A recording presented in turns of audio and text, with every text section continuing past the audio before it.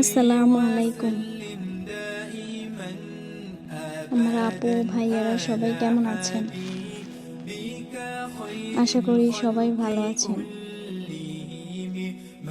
প্রতিদিনের মতো আজকের ভিডিওতে আমরা কথা বলবো বিচ্ছেদ বা ডিভোর্স নিয়ে।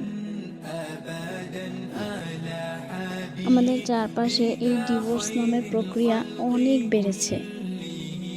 অতিরিক্ত স্বাধীন চেতা চিন্তা ভাবনা আমাদের ডিভোর্সের দিকে নিয়ে যাচ্ছে।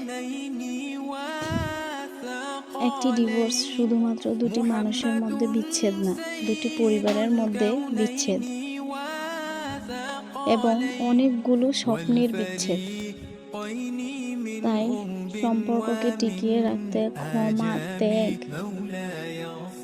ও খোলামেলা কথোপকথনের গুরুত্ব অনেক বেশি। যেখানে ভালোবাসা আছে সেখানে রাগ, অভিমান, অভিযোগ ও মতভেদও থাকবে।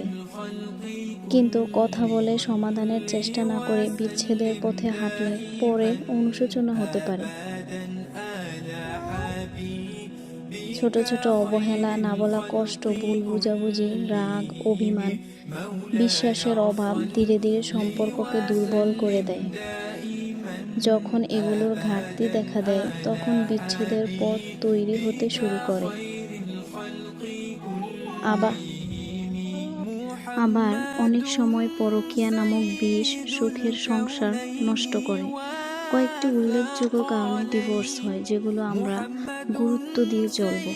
সেগুলো হলো সম্মান ও মূল্যায়নের অভাবে, অতিরিক্ত ঝগড়া, ইগো ও অহংকারের কারণে, পরকীয়া ও বিশ্বাসঘাতকতার কারণে, অর্থনৈতিক চাপে, মানসিক নির্যাতন ও শারীরিক নির্যাতনের কারণে, পরিবারের অতিরিক্ত হস্তক্ষেপ ও দায়িত্ব পালনে অবহেলা করলে।